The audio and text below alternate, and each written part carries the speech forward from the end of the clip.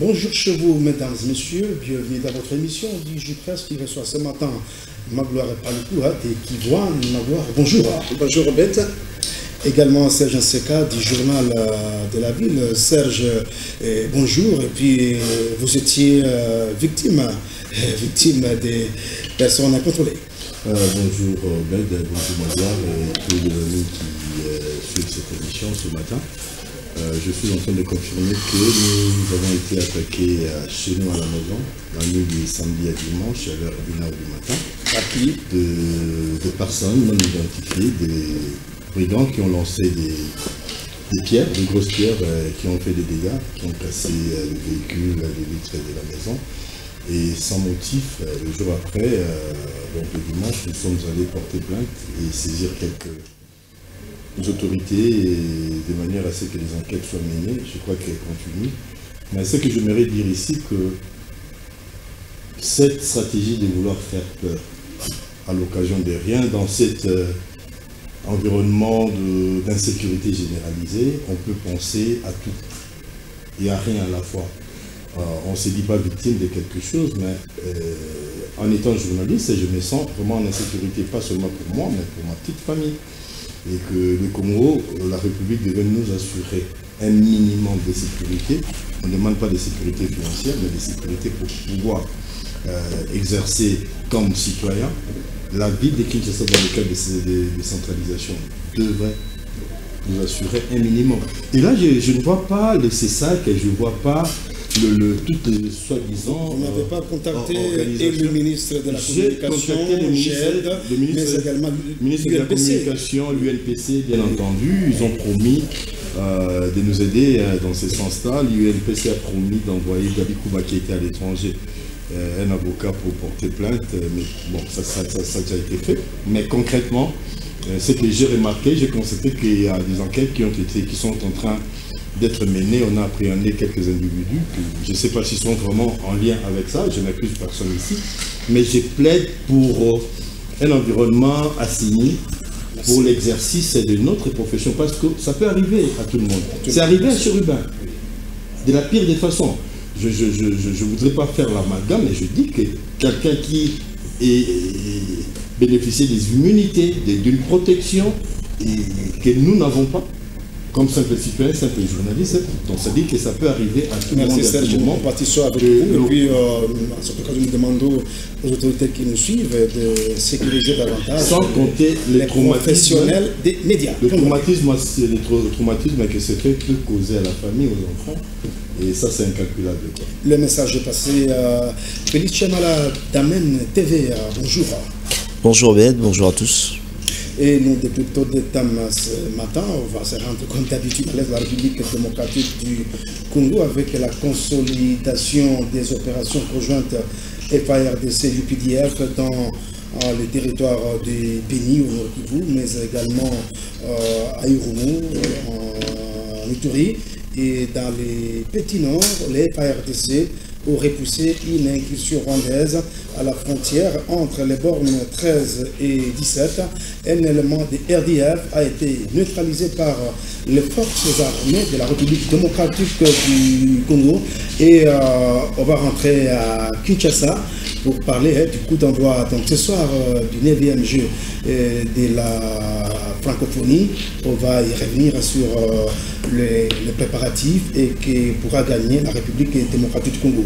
Je commence par vous, Magloire Paluku. Je rappelle que vous êtes des Kivoines. Vous avez couvert plusieurs guerres à la République démocratique du Congo. Les opérations de ratissage se poursuivent dans la vallée des Malika, dans le territoire du Béni. Les FARDC et l'UPDF mènent des opérations conjointes dans cette partie du pays qui est le grenier du territoire du Béni, même de la province du Nord Kivu. L'armée autorise aujourd'hui la population de fréquenter de nouveau leur chats, mais à condition qu'elle puisse contacter en amont l'armée qui doit sécuriser les cultivateurs. Alors, la société civile, ou bien, pour mieux le dire, la protection civile, avec feu Joseph Makundi, avait lancé des alertes avec une ONG. Alors, il s'est passé qu'il y avait beaucoup d'analyses au niveau... Là, c'est un groupe, c'est pas des réseaux. Non, mais on a envoyé partout. Hein. Mais au niveau de l'analyse au secteur de Béni, il est arrivé que les militaires devraient analyser l'alerte. L'alerte a été envoyée à quelle heure? Quelle est la distance possible entre là où on a envoyé l'alerte et le mouvement de l'ennemi? Comment on peut le localiser? Est-ce que l'alerte civile, c'est par émotion ou par quoi? L'analyse militaire n'est pas le souci de sécurité rapide des civils. Bravo à ce qui s'est passé. Comme je l'ai dit l'autre fois, je ne crois pas en la bonne foi de l'Ouganda. On peut même pacifier tant que l'Ouganda sera en mutualité, en mutuelle, en connivence avec le FARDC pour sécuriser la région de Béni. Je ne serai pas satisfait. Donc il faut évaluer ces opérations pour voir quand est-ce qu'il faut quitter le Congo. On arrive. Il est inimaginable que là où nous cherchons la paix avec notre ennemi et qu'il nous laisse faire la paix avec son ennemi. Non. Je plaide pour que l'armée ougandaise rentre chez elle. Mais comment ça, il y a des résultats sur le terrain, c'est pas paradoxal. Les résultats, des Béni qui... Ça, c'est quand même méchant. Ça, c'est quand même méchant quand on dit qu'il y a des bons résultats parce qu'il y a l'armée ougandaise. Il ne faut pas se moquer des FARDC. J'ai vécu là-bas. Je suis de là. J'ai vu les FARDC mourir au front et gagner la guerre. On peut gagner tout cela. Je dis que Baouma, en 4 et 6 mois, avait fait Mbaou Kamango. Pourquoi on oublie tout ça? J'ai suivi le général Baouma dans les préparatifs sur les montagnes, les documentaires est passé même sur digital. Mais on veut oublier comme si c'est la première fois qu'on faisait la guerre. Je rappelle ceci. Dans les années 80, le président Mobutu avait envoyé les militaires. Et là-bas, quand les opérations contre les Maïmaï, Rwenzori commençaient, les gens se perdaient là-bas. Ce n'est pas une guerre facile. Il faut dire merci aux FARDC qui sont capables de nous sécuriser, même sans l'Ouganda. Alors, il y a ceci. Je serai un jour satisfait quand on prendra les ADF, on les fout tout dehors en Ouganda. Parce que c'est leur origine en Ouganda. Au lieu de faire du succès avec une opération qui nous amène encore les ADF venir en profondeur sur notre territoire. Bref, on ne va pas dire la même chose tous les jours. La population doit avoir des alertes. La population doit être sécurisée à partir du secteur jusqu'au niveau... Pourquoi l'armée a dit, elle a quand même, dans un premier temps, elle a accordé à la population d'accéder à leurs champs. Oui. L'armée vient d'autoriser, mais à condition qu'elle soit informée en amont. Oui. C'est quand même une chose à féliciter. Merci alors Serge Nseka, vous êtes du journal de la ville, la belle mention continue, les opérations conjointes FARDC et UPDF se consolident à Béni, même à Urumi, je veux dire. Alors comment empêcher les EDF d'accéder aux récoltes de la population? Vous le savez, les EDF ont le système, les stratégies de laisser la population cultiver, dès qu'on veut récolter, ils viennent pour massacrer la population parce que l'ennemi, donc les EDF ont des ennemis, les FARDC et la famine. Merci pour la parole. Encore une fois, j'adresse toute ma sympathie à nos frères et sœurs de l'Est en général, du Romo et des environs en particulier, parce que on parle aujourd'hui des avancées. Je dois décrire un peu à un homme du terrain la situation, mais je voudrais faire l'analyse globale de la situation depuis, si on veut évaluer les avancées, les reculs, les avancées, les reculs, on est où? Parce que le gens qui alimentent la tension dans ce coin, en l'occurrence c'est l'Ouganda. L'Ouganda est en train de combattre à côté des FARDC pour chasser des gens qui sont... Le résultat à l'appui. Mais oui, le résultat, on parle de quel résultat? des otages libérés, il y a des responsables médias vous encouragez, vous êtes content parce qu'il faudrait requérir une autorisation pour aller au champ. Requérir une autorisation, c'est-à-dire ça n'existe même pas. Je suis congolais, mais bien entendu. On prend quoi comme mesure?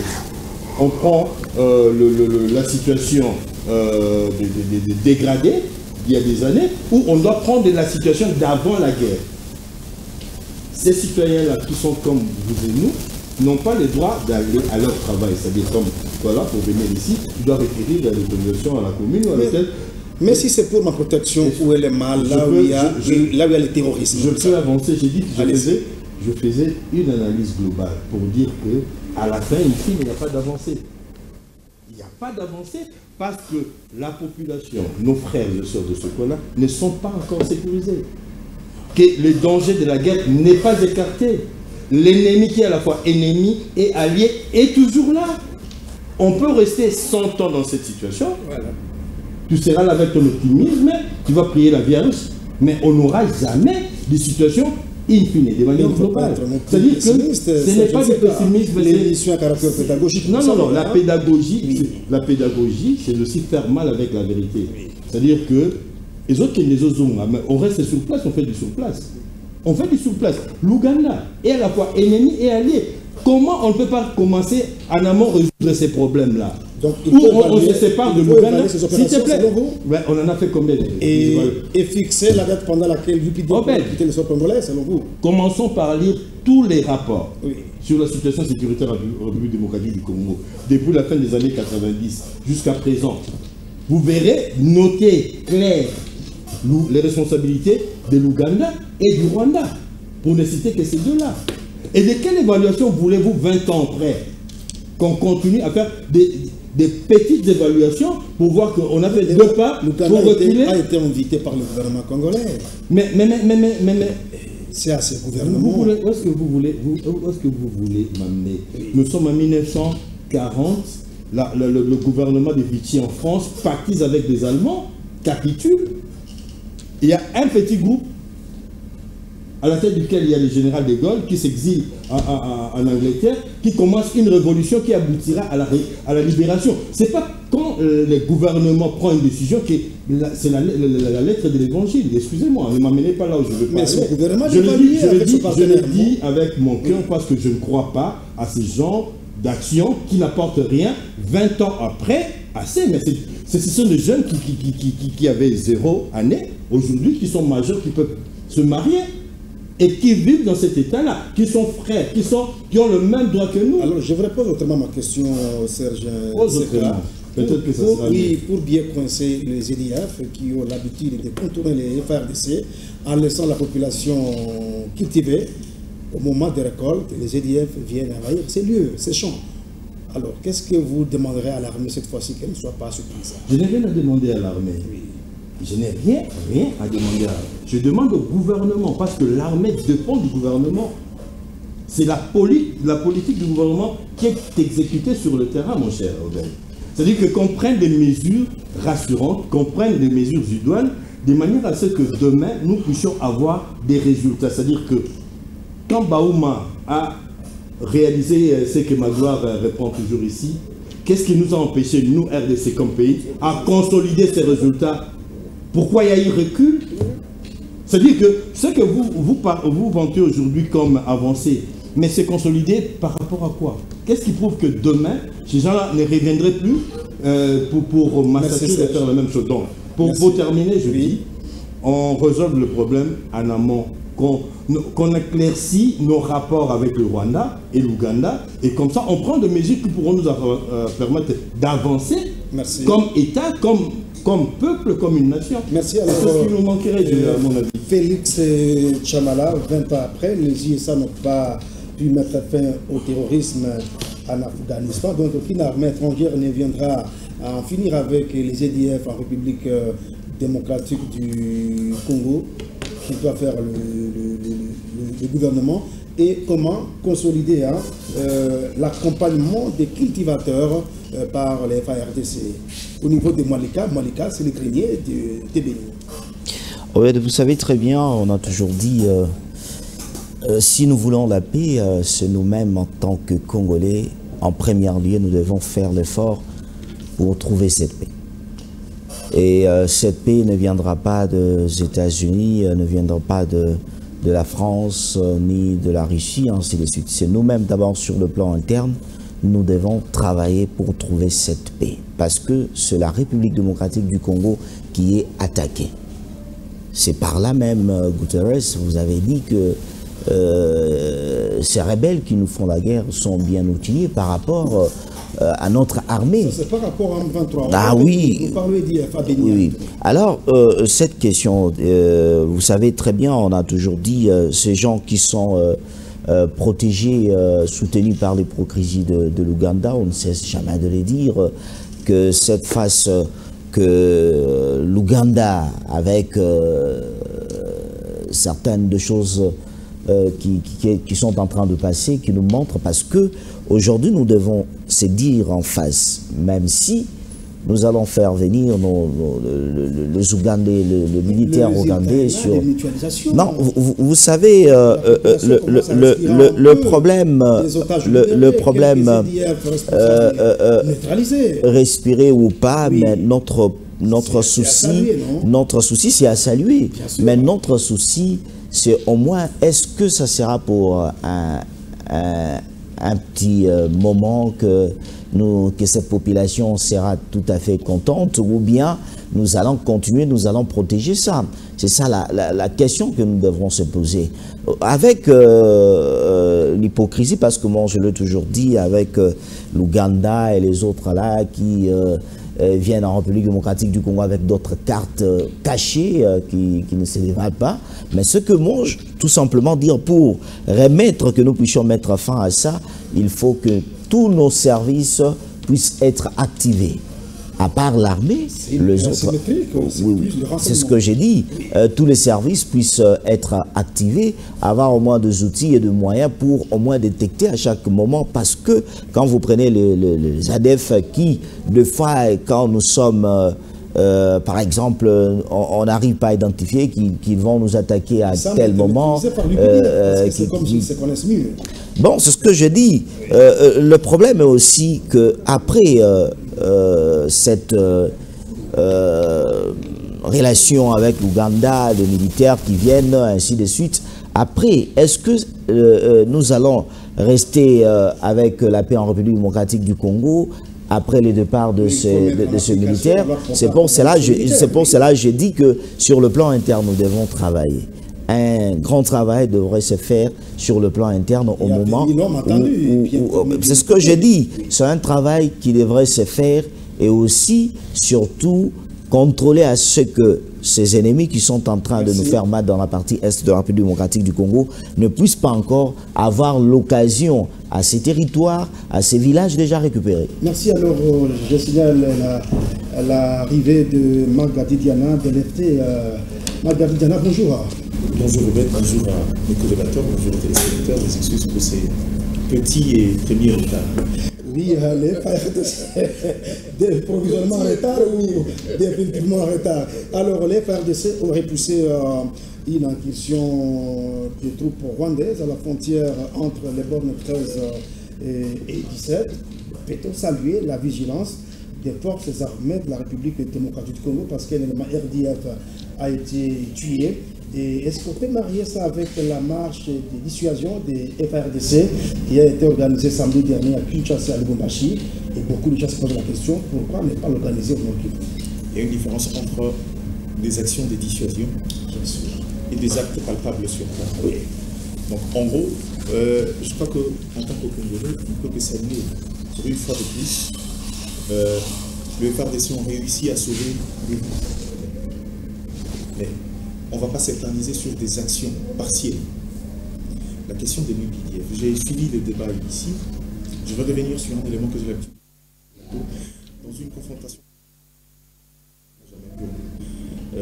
Dans un contexte de crise, moi je comprends l'approche de la RDC. Vous savez, quand on a longtemps été attaqué par un groupe, c'est-à-dire la paix, le Rwanda-Ouganda, l'idée de pouvoir fragiliser cette force en faisant de l'un des ennemis un allié pouvait apporter des résultats si en interne on avait suffisamment de base. dans le contexte actuel, je crois que l'armée ougandaise devient un poison. Comment ça? Je sais que c'est généralement des discours que vous... Comment vous diabolisez l'UPDF? Non, on parlait. Je sais que vous n'aimez pas. Vous connaissez déjà. C'est la diabolisation. Obed, l'objectif d'une action militaire, c'est de pouvoir rendre la liberté à la population. Dès lors que la notion de la liberté n'est pas démise, pourquoi devrions-nous nous réjouir? Vous savez, on serait au départ d'une guerre qui a commencé il y a 2, 3, 4 mois, on aurait salué. Quand c'est plus de 20 ans, on dit les mêmes choses. On connaît même, il y a des actions où les FARDC ont mené des actions. Je ne vais pas citer le cas Mamadou Dalla, Persona, mais tout le reste. Notre problème ici n'est pas dans les actions et les victoires d'étape. D'ailleurs, je n'ai pas étape partielle. Le ras-le-bol, j'aimerais qu'à chaque fois... 1000 pas commence par le premier, vous le savez très bien, il ne faut pas minimiser. S'il vous plaît, oui. Ne cherchez pas, je vous contredise à ce niveau-là. 1000 pas commence par le premier, oui, bien sûr.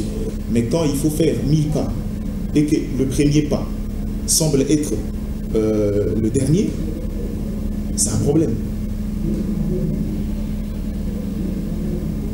Allez-y. À ce stade ici, la question de la guerre me laisse. Je répète, sur la question de l'UPDF, ce que l'armée a fait est salutaire. Est-ce qu'on doit l'attribuer aux actions de dissuasion? Je ne pense pas. Pourquoi on n'a pas organisé cette marche de dissuasion au Nord Kivu, à Béni et ailleurs, au lieu que beaucoup de militaires défilent à Kinshasa? Obed, les actions dissuasives n'ont rien à voir avec les actions, les faits de terrain. Mais ça se complète quand même. Vous parlez de complément, oui. Mais je ne pense pas que la prouesse du FARDC résulte simplement d'une marche. Je ne pense pas. On a vu des nouvelles unités bien équipées, c'est quand même à saluer. Hein? Oui. Les gens ont encore passé à faire le marshal Mobutu. Comment je vais vous l'expliquer? Oui, allez-y. Comment il sait que c'est bien équipé? Mais on les a vus. On les a vus.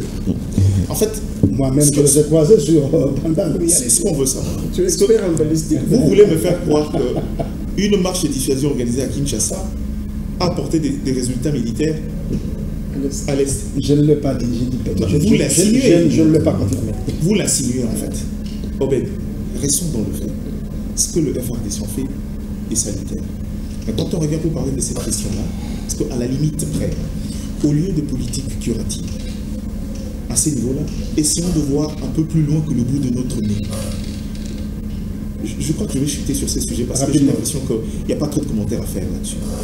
À ces stades ici, je pense, quand vous évoquez le fait le modèle économique de ces rebelles qui viennent généralement pendant la période des récoltes, oui.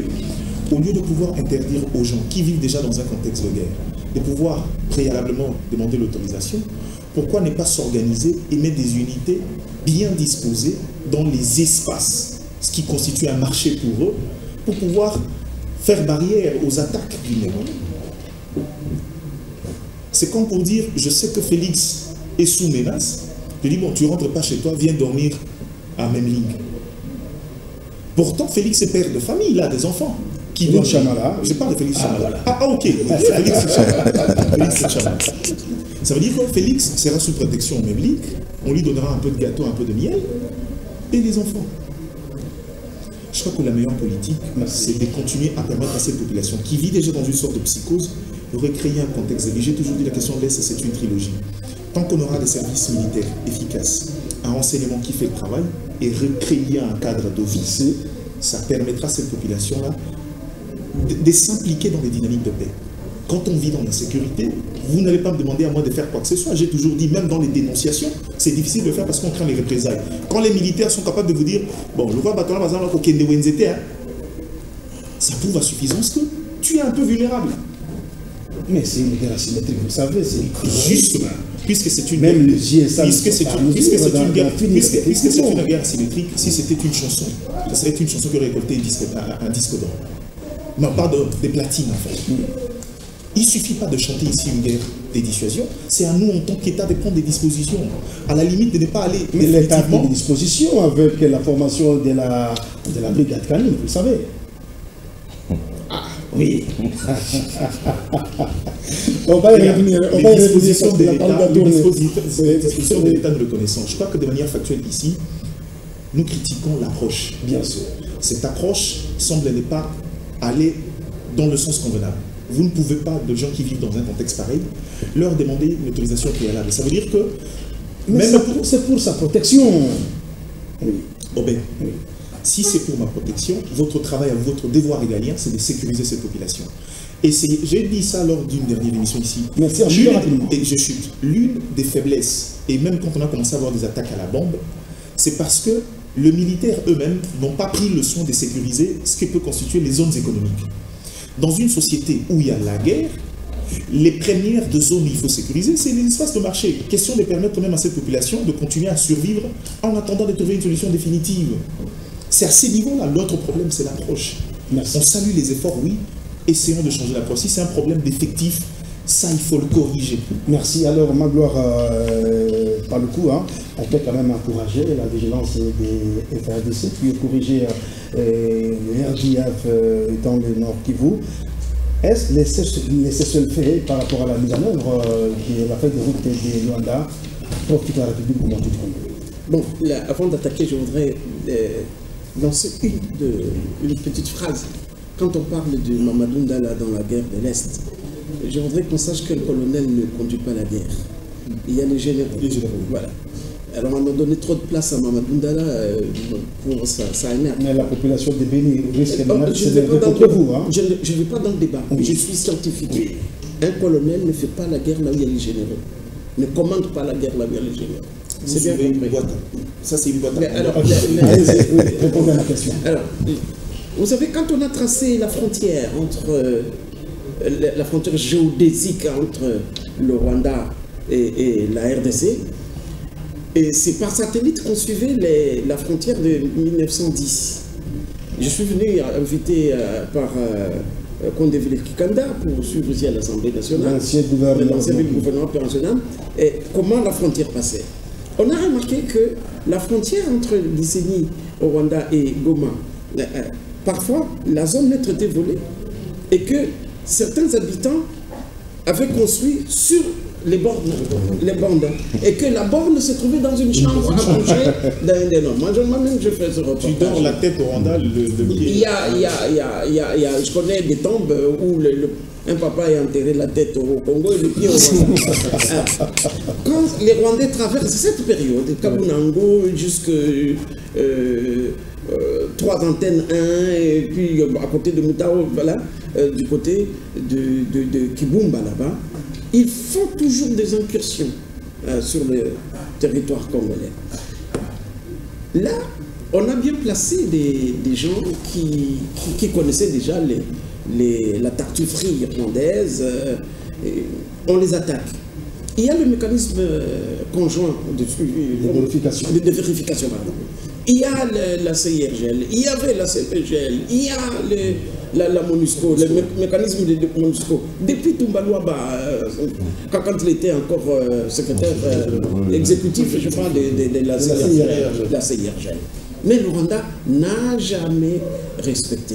Il y a un activiste des droits de l'homme de Goma qui jusqu'à aujourd'hui n'a jamais été retrouvé, mort. Bon. Ce qui m'a fait tiquer, c'est qu'on a tué un militaire. Les FARDC ont neutralisé un militaire rwandais. Mais à la fin, on dit que le Rwanda est venu voler le corps. Oui, c'est l'armée. Attendez. Oui. On neutralise l'armée rwandaise qui fuit. Oui. Le corps est là. Mais ça veut dire qu'il est sur le territoire congolais, non? Puisque la guerre était sur le territoire congolais. Bon, admettons que même c'est sur la frontière où... Puisque nos militaires n'ont pas traversé. On n'a pas dit qu'on a tué le militaire rwandais sur l'espace rwandais. Voilà, de notre côté, parce que nous n'avons pas traversé. Comment les militaires rwandais sont venus encore voler le corps? Non, ce sont des corps qu'on doit prendre et immédiatement amener au mécanisme de survie. J'ai assisté à la formation des militaires à Kamina. Comment on attaque, comment on récupère le corps, comment on nettoie. Vous voyez, il y a des étapes. Hein. Bon, ce corps, il il a fallu qu'on le récupère et qu'on l'amène au mécanisme. Je vous ai rappelé la dernière fois, la même place, même pour endroit. consolider l'épreuve de la RDC. Oui, bien sûr. Parce que les Rwandais, en ce moment, vont refuser. Que non, on n'a pas retrouvé ce corps. Alors, à un moment donné, on avait aussi gagné plusieurs guerres. On a toujours gagné plusieurs batailles contre l'armée rwandaise. Hein. L'armée rwandaise face à nous comme ça, l'armée rwandaise ne réussit pas. Mais l'armée rwandaise, pour réussir une guerre, utilise des pions, utilise des vendus, utilise des traîtres. Alors, Serge Nsekao, peut-on dire que quand même la RDC commence à se préparer? Le Rwanda peut-être ne pourra plus venir s'aventurer sur le sol congolais n'importe quand. Peut-être le cessez-le-feu aussi profite pour à la RDC de s'organiser sur le terrain. Je pense que le militantisme devait être laissé à un degré un peu plus bas en ce qui concerne l'unité nationale, la sécurisation des populations, de nos populations et de leurs biens. Il n'y a pas de militantisme. On veut, question. mais oui, c'est sous-entendu dans cette question. Dans la manière de, on n'est pas militant. Hein? Dans la manière de poser la question, vous voulez nous dire mais on ne doit pas parler de Oye, Djalelo, on a tué on a tué. Mais il faut aussi encourager. Je peux parler. On a tué un militaire rwandais par nos vaillantes forces FARDC et dont le corps a été volé. Mais ça dit qu'on repart de zéro. Mais ce n'est pas un match de football, c'est de la guerre. Mais pourquoi vous voulez crier wow alors qu'il n'y a pas de but? Prouvez-moi aujourd'hui que ce militaire rwandais a été tué. Prouvez-moi. Parce qu'il y a des munitions en moins, parce que nos militaires sont allés en reconnaissance et vous reviennent pour nous dire qu'on a tué un militaire rwandais. Donc, ça dit que nous devons être sérieux, nous devons traiter, et même nous les journalistes, ces informations avec un peu plus de sérieux. Au moment où l'Ouganda et le Rwanda sont en train de refuser toute responsabilité par rapport à ce qui arrive ici, nous n'allons pas accuser l'Ouganda et le Rwanda avec nos mots. Parce que déjà, nous ne sommes pas entendus. Nous ne sommes pas écoutés. La voix de la RDC est affolée pour des raisons aussi évidentes. Alors, si nous voulons être pris au sérieux, on doit avancer avec des faits. Félix Chamala, à qui profite le cessez-le-feu sur terrain? Dans le cadre de la mise en œuvre de la feuille de route de Luanda. D'abord, il faut se poser la question, est-ce qu'il y a un cessez-le-feu, comme vous l'avez dit? Je ne pense pas. Je voulais un peu revenir avec ce que Serge a parlé tout à l'heure sur ce qui concerne de victoire et ainsi de suite. Je pense que toute victoire ne peut pas féliciter. Hein. On peut toutefois, comme on parle du corps du militaire rwandais qui, deux fois, je ne sais pas à quelle heure. Le problème n'est pas le corps. Non, laissez-moi d'abord. Est-ce que la question, il faut se poser. Il faut se poser la question, est-ce que l'armée rwandaise ou bien a été repoussée? À quel moment elles sont revenues pour prendre le corps et aller justement. Moi, je pense que quand il s'agit d'encourager nos forces armées de la République démocratique du Congo, il faut les faire. S'il y a des territoires, des localités qui sont récupérées par notre armée, il faut les faire. Marc Gardigana, quel est votre commentaire par rapport à cette réaction rapide des FARDC et à qui profite le cessez-le-feu ou bien la mise en œuvre de la feuille de route des Luanda sur le terrain? Merci, je crois que cette question est revenue encore une fois de plus sur la réaction des FARDC, on en a déjà parlé. Il est quand même aisé et il est quand même à remercier quand les forces armées essayent de sauver des vies. Parce que ça veut dire que cette incursion, au pire des cas, allait finir par un bain de sang. Mais on ne va pas s'atteler sur cette question-là. Sur la question de cessez-le-feu, en fait, c'est la question que je me pose aussi. Je me demande, ces cessez-le-feu-là, il existe où? Parce qu'au moment où on parle, il y a eu incursion de l'armée rwandaise. C'est le sujet dont on parle maintenant. Mais cessez-le-feu, c'est contre la 23. Non mais attendez. Est-ce qu'aujourd'hui on peut encore dissocier le Rwanda et le M23, je suis perdu. C'est des entités qui peuvent sembler être fonctionner de manière séparée. Je ne pense pas que dans les implications, c'est des groupes qui poursuivent les mêmes objectifs. On ne peut pas être un État qui continue nécessairement. C'est-à-dire notre survie dépend des dynamiques externes. Notre survie dépend des accords. Notre survie dépend des négociations. Et des négociations parfois faites à prix d'or en faveur des autres. C'est de cette paix-là qu'on ne veut pas. Si c'était pour parler la paix, on l'aurait fait. Merci. On va parler francophonie avec... on commence par Magloire par le coup. Le 9e jour de la francophonie démarre ce soir à Kinshasa. Plusieurs délégations des pays francophones sont déjà à Kinshasa pour le gouvernement congolais par le biais de son porte-parole depuis l'indépendance, même le combat du siècle. C'est un grand événement organisé par le pays. Oui. Et qui pourra gagner la RDC? Gagner, non. On ne va pas gagner. Désolé.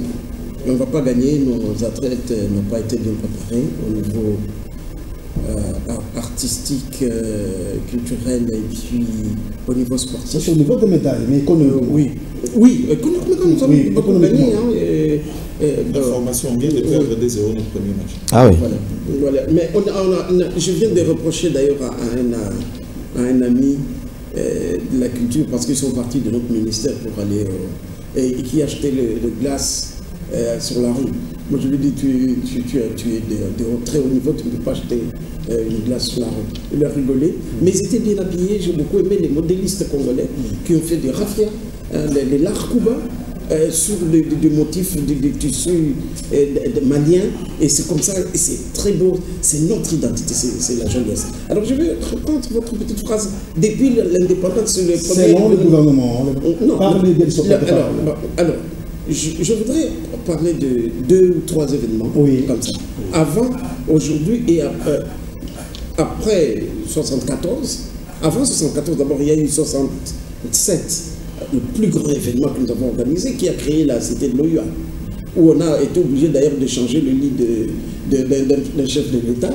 C'était le plus grand événement que Mobutu a organisé. C'était comment Non, parce qu'il fallait un triple lit. Voilà.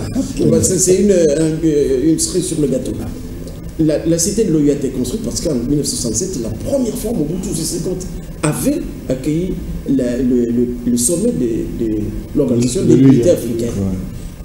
Là, 68. Nous avons oublié que nous sommes le seul pays noir africain d'avoir organisé Miss Europe ici. La plus belle femme européenne a été élue à Kinshasa. Mais il n'y a pas eu d'infrastructure qui ont précédé, comme aujourd'hui. On te parle de Miss Europe organisée ici. Toute l'Europe était en guerre, il y avait des mouvements pour sauver l'Europe. Miss Monde a été ici. Plus tard, nous avons eu Moureka Tete qui a été Dauphine. Mais vous oubliez que en 2012, nous avons eu la francophonie ici. Je suis venu pour dire cela. Regardez le palais du peuple aujourd'hui dans sa configuration actuelle. Toutes les belles lumières à l'intérieur refaites. C'était la francophonie. C'est pas la première fois qu'on organise la francophonie. J'ai, avec le gouverneur Kassivita qui était encore ministre, moi j'ai représenté le Nord Kivu. Là, c'était rien qui est sommet, ça ne fait pas le jeu de la francophonie. Attends, nous devons parler. Nous parlons sport. Est-ce que nous parlons sport, culture, jeu, événement ou quoi? Parce qu'il faut bien être précis, nous sommes journalistes. De deux, François Hollande, sur le micro de Blaise Bokoka, je pense à la RTNC, en quittant l'aéroport, parce qu'il était venu, il n'était pas d'accord, ainsi de suite, il a dit, on sent que c'était bien organisé. On a réussi la francophonie. Regardez le palais du peuple. C'était refait à coût de millions d'argent d'ailleurs. Il y a eu même presque des accusations. En 2010, le 50e de notre indépendance, c'était mieux que ça.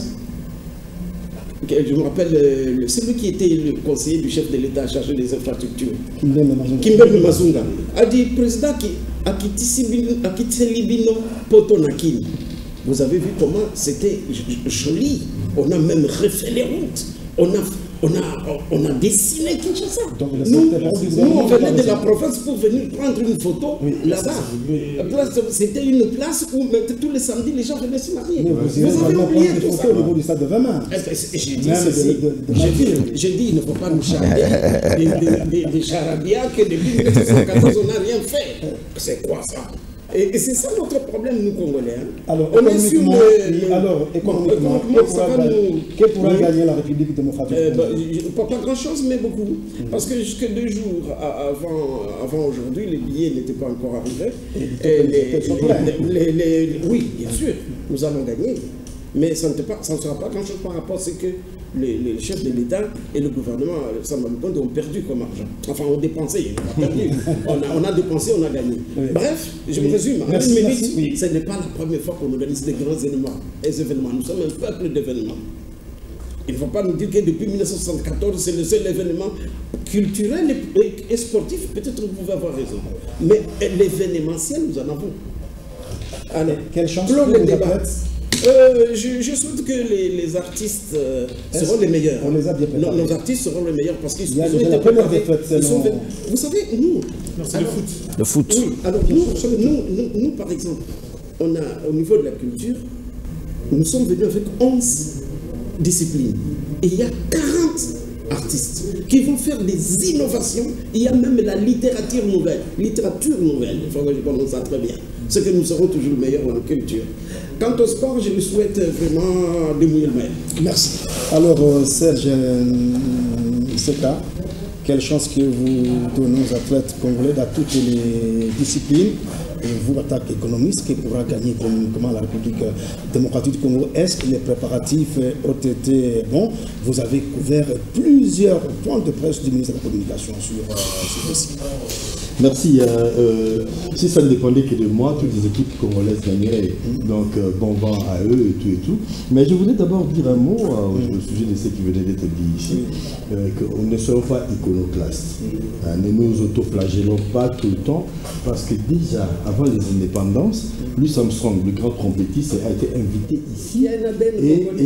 Et Khaled Jeff a eu l'occasion à travers Benatar de saluer Louis Armstrong. Et tous les grands de l'époque, Alexandre et Michael Jordan de l'époque, sont venus ici, au Mont Mala, à la part de la verdure. Johnny Hallyday, ils sont tous passés là. Les personnes qui ont marché les premiers, les gens qui ont marché les premiers sur la Lune sont venus ici, ils ont apporté des pierres lunaires à Mobutu. Nous sommes un grand pays des événements. C'est-à-dire, ne cassons pas la chaîne. C'est-à-dire que si on organise une chose aujourd'hui, nous avons la tendance de dire, donc, pour la première fois, non.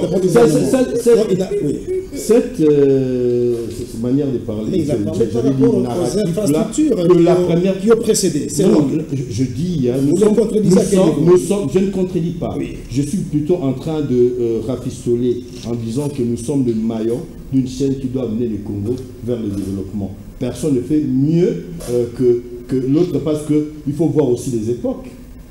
Le combat Ali Foreman a eu un retentissement plus que, excusez-moi, la simple francophonie ici. Parce qu'à l'époque, c'était la première fois qu'on organisait une occasion sur le plan technique. Et bien la jungle d'Afrique, parce qu'en anglais c'est le combat dans la jungle, que le monde entier a suivi. Techniquement, c'était une première, une grande première. Ça s'est passé dans notre pays. Il ne faut pas dire que c'est la première fois que nous avons des infrastructures, des centres terriens des Maluku. Je ne sais pas si tu connais, il y avait ça a servi au relais, a été construit à l'époque. Sur le plan technique, dans ce pays, on a fait l'expérience de lancer des fusées. C'était à l'est des Allemands. C'est-à-dire que nous ne connaissons pas notre histoire. Je reviens au jeu. Oui, rapidement. Et bravo au gouvernement, au comité, de nous mettre un peu en orbite cette fois-ci. Même si je reconnais au même moment que... Il y avait des petits poids le succès est bouffé sur le plan international par le sommet Russie-Afrique. Je crois qu'on nous suit moins parce qu'il y a un grand événement, ça on doit le dire aux Congolais, qui s'organise au même moment, tous les chefs de l'État, et nous sommes représentés par le ministre de la Défense, vice-premier ministre Jean-Pierre Bemba. Donc il y a un grand événement sur le plan international, ça c'est il faut le dire. On sort un peu d'une torpeur, on sort d'une période difficile. Organiser de cela, c'est un grand challenge.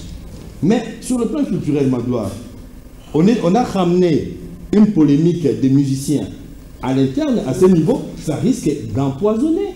On jette le sable dans le riz.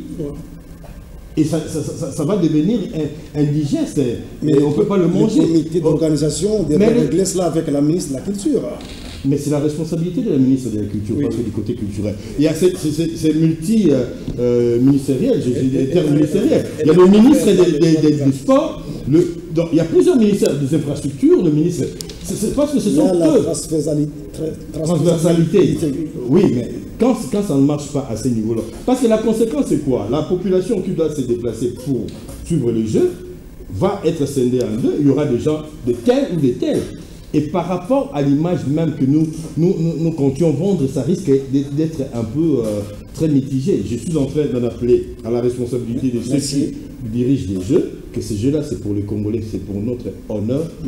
Qu'on arrange très vite des petites choses qui peuvent être des grandes, devenir des grandes. Je vous ai posé une question comme économiste.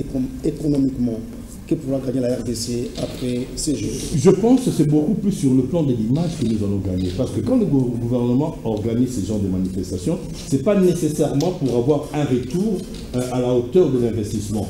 Mais au moins sur le plan des prestiges. Aujourd'hui, on peut dire que le Congo est fréquentable, que le Congo peut recevoir, le Congo peut organiser. Pour nous, un pays post-conflit, après 20 ans, on reste en plein conflit, merci.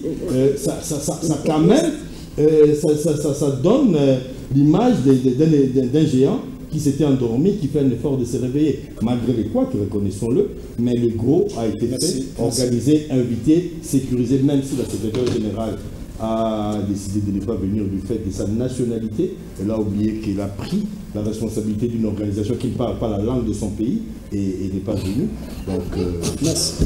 Alors, Félix Chamala, quel est votre commentaire quand même? La République démocratique, donc le grand caméra du monde, c'est remarqué sur la République démocratique du Congo.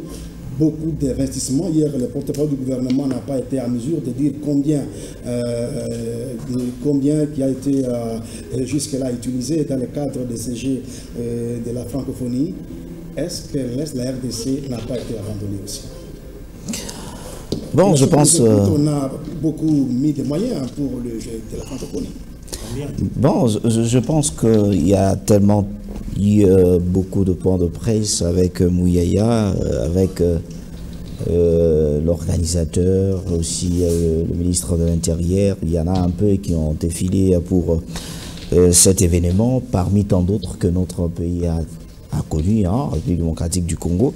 Dire que c'est après le combat... c'est l'unique ou quoi que ce soit. Si c'est sur le plan culturel, comme l'a dit Magloire, je pourrais dire oui. Mais si les dire dans d'autres sens pour un peu polémiquer, pour faire non, je dis pour un peu polémiquer, bon là je pense parce que surtout il parle toujours sous les émotions Mouyaya, je ne sais pas pourquoi. Non, je pense que Magloire venait de vous le dire, vous tracez un peu les événements qu'on a eu dans notre pays, prendre l'audace de dire que ça sera, bon, je ne pense pas ça, tant pis pour lui. Moi, je pense que l'organisation, c'est aussi une fierté pour la République démocratique du Congo. Nous vendons aujourd'hui à l'image... Comment éviter les incidents pendant les Jeux? Bon, inévitable parce que même le chef de l'État l'a dit, hein, il ne voulait pas au moins qu'on puisse aller avec... deux informations en retour par des délégations qui ont l'insécurité, on était comme ça, il n'y avait pas de ça, parce que même le début, vous avez suivi, ça a fait un mois de bas dans des télévisions, même à la radio, non, à Linky, il n'y avait pas d'eau qui coule, on voyait, on montait avec de bidons, ainsi de suite. Moi, je pense qu'il est temps aujourd'hui de vendre l'image de la République démocratique du Congo nous ne pouvons pas pas de polémiquer. position Oui, il faut- moi je dis, il ne faut pas les polémiquer. gens doivent Il ne faut mettre pas, ensemble il ne faut pas les polémiquer. Il ne faut pas polémiquer tout. Il faut donner à chaque personne la chance de donner un plus dans ce jeu de la francophonie. Mais quand il y a deux séparations, mettre les autres de côté pour favoriser les autres, c'est ce qui ne plaisent pas souvent aux Congolais. Parce que le jeu de la francophonie, c'est ce qui nous réunit encore en tant que Congolais.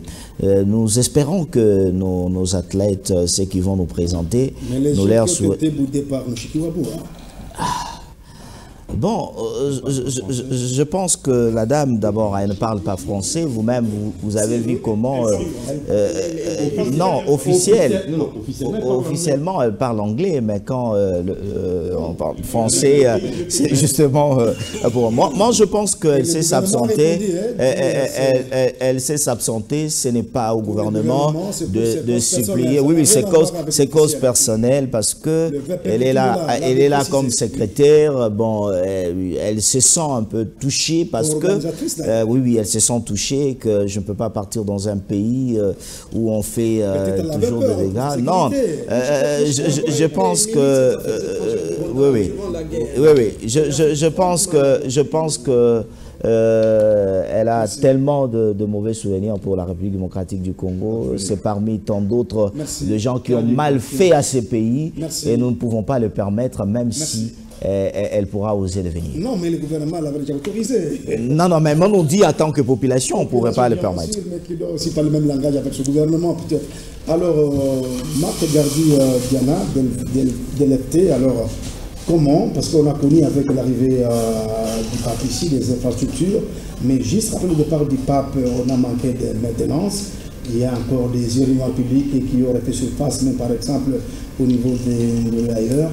Cette fois-ci, quelles leçons tirées pour que ces infrastructures restent bien protégées par l'État congolais? Parce que ce sont des millions de contribuables congolais. Merci pour la question. Je vais aussi avoir droit au chapitre des événements. Allez-y rapidement. Moi, je suis fan du foot. Je me souviens que c'est Zaïre de Mobutu, le Congo champion d'Afrique, fait venir le Brésil avec, on rappelle, Santos. Le quart de Santos Mukibili. Bon, en fait, je ferai faire ma parenthèse. Il y en a d'autres, on arrête. Donc, en gros, je crois que la vérité, ce qu'il faut dire, moi, ce que je salue, c'est que l'organisation de ce jeu de la francophonie, je suis content à plusieurs niveaux. La première des choses, pour une fois, sur le plan architectural, l'expertise congolaise a prouvé à suffisance qu'elle était capable de faire des histoires. Ceux qui ont construit ces gymnases et autres, ce sont des Congolais. Je l'ai toujours dit, parce que les gens ne le savent pas, malheureusement, ces projets étaient tués par manque d'ouverture et absence du marché. Après avoir pris part une fois dans un sommet de l'architecture en Afrique, je dis, ce que je vois ici, ce qu'on considère comme exceptionnel ici, je crois que j'ai eu le temps de fréquenter les architectes congolais, c'est des gens qui peuvent faire beaucoup mieux que ça. Et aujourd'hui, ils le trouvent à suffisance, il suffit d'une volonté de l'organisation, ils sont capables de faire beaucoup de choses. Maintenant, quand vous parlez question de jeu, d'abord, mettons les choses à leur place. Le Congo est le pays hôte, mais le Congo n'organise pas le jeu. Le Congo a fait des dépenses pour répondre aux normes exigées pour pouvoir accueillir les jeux, mais le budget de ces jeux est le budget de l'EIF. Les 66,9 millions, c'est le budget de la Commission internationale de jeux de la francophonie. Ce qui fait qu'ils ont géré comme ils veulent. Ils ont, certes, les infrastructures, c'était à nous, on l'a fait parce que c'était à nous de pouvoir y répondre. Un peu comme le Cameroun à qui on a retiré la CAN, c'était au Cameroun de pouvoir organiser des infrastructures. Mais après, le budget de l'organisation, le côté événementiel, c'est ce qui fait que la cuisine, ils ont donné aux Français. Je crois que je vois les gens beaucoup polémiquer au-dessus. Par rapport à la gastronomie. À la gastronomie. Vous ne pouvez pas tout prendre. Soyons sincères envers nous-mêmes. Cette capacité d'accueil-là, il fallait mettre en place un consortium de culinaires. Sommes-nous encore capables de se mettre ensemble quand il y a des questions d'intérêt économique? Point d'interrogation. Donc, en gros, ici, économiquement, qu'est-ce que les Congolais vont gagner? Je profite aussi pour répondre à cette question. Oui, rapidement, tout à fait là aussi, sur l'approche économique. De la maintenance aussi. L'État oui. Là, c'est la question fondamentale. Rapidement. Mais j'ai fait une digression. On est à la fin de l'émission. Dans la question économique, l'État congolais peut sans doute ne rien gagner. Mais quand vous êtes une société remplie à 90% de l'informel, c'est un vaste marché. Je connais le blanc, c'est pas comme l'Africain. Quand il arrive, par sa passion pour le tourisme, ils iront à Capella, ils iront à Chaba, ils iront à gauche, à droite, avec bien sûr la conduite de quelques guides qui sont mis à leur disposition. Tu as oublié Kikol aussi. Je ne peux pas tout citer. C'est là surtout. C'est la route par laquelle passe. Et je crains que même Paka Joumaï ait un peu de marché. Bien sûr. Je dis ceux qui aux jeunes gens coopérants de pouvoir s'en servir et que finalement que nous nous auto-flagellons pas. Je reprends ces mots parce que ces gens de jeunes, on vous ferme la porte au petit côté comme Makiaté, qu'ils ne commettent pas cette erreur. Non, ils ont dit, ils ont donné des badges. Non, un petit coopérant de Massy n'a pas besoin de venir au préalable de chercher un badge. Laissez les gens entrer et vendre. Organisez plutôt l'accueil. Qu'il achète son billet et laissez-le vendre. Ça, j'insiste, c'est le seul intérêt économique. En termes d'infrastructure, rapidement, on regarde la taille des infrastructures, ce n'est pas des histoires préfabriquées, s'il te plaît. Quand vous comparez avec le pape, c'était des histoires faites de manière temporelle, des choses à usage unique. Je ne vois mal les gymnases, je vois mal le terrain annexe que je n'ai jamais revu sous cette forme-là depuis longtemps, et retomber des... Si vous parlez problème des toilettes, un peu de maintenance, il y en aura. Mais quand on est un État à vocation sportive, comme la RDC, crois-moi, sincèrement, aujourd'hui, il y a lieu de croire qu'il faut... Le ministre Kaboulou nous écoute, parce que c'est à lui de continuer à ces infrastructures. Je ne veux pas m'auto-flageller. Je crois qu'au regard de la taille des infrastructures, on a l'obligation de préserver ces documents. Merci Magloire, on est à la fin de l'émission.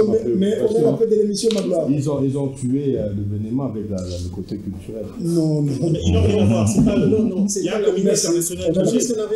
Mais au moins, elle a rencontré le ministre pour l'après-Cannes, francophonie. Même le comité national. Il y aura toute une COGER a fait de pondération. Oui, le ministre, on a des questions.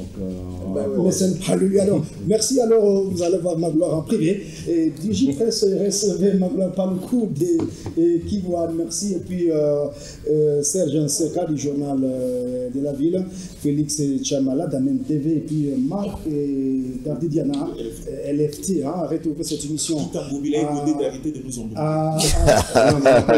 On n'a pas eu le temps d'en parler. Ils ont volé ensemble, le voleur volé, qui nous arrête, qui règle leur... On va en parler le vendredi prochain, on va parler. On va pas souvent Kinshasa ici. Oui. Cette fois-ci, je vous le promets, vous êtes déjà invités. Vendredi prochain, on va parler Kinshasa, on va plus parler sur la décentralisation. Retrouvez cette émission en rédiffusion à 23h45 et samedi à 9h40 et à 16h45 à la radio Digital Congo samedi et dimanche sur les 6.5 et à Béni sur la radio Télégramme Béni RTGP. Nous disons merci beaucoup à notre confrère Nikeski Belbel du journal des coulisses qui nous aide toujours à préparer cette émission. Bonne journée chez vous, accompagné de votre chef. Au revoir.